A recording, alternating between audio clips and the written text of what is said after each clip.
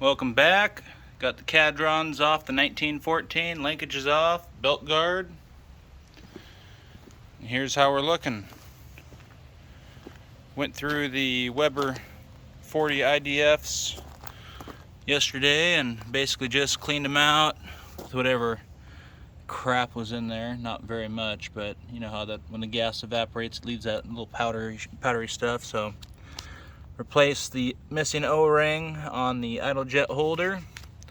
The intake manifolds are just sitting on there, same with the carburetors for right now. I will have to port match and make intake manifold gaskets for them. No big deal. I removed the hard fuel line that went from the fuel pump back because it went right across the top of the exhaust really close, so I said heck with that, I'll make a new one. Still have to adjust the valves. There's the old Genberg linkage I've had since, man, I was probably 18.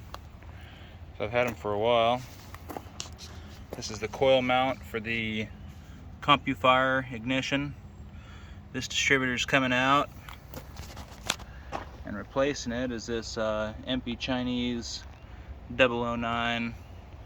Basically just a magnetic pickup with a magnetic rotor inside of it. But I figure I'll give this this newbie a shot. See how strong those advanced springs are. But yeah, making some progress. Alright everybody, catch you guys on the flip side.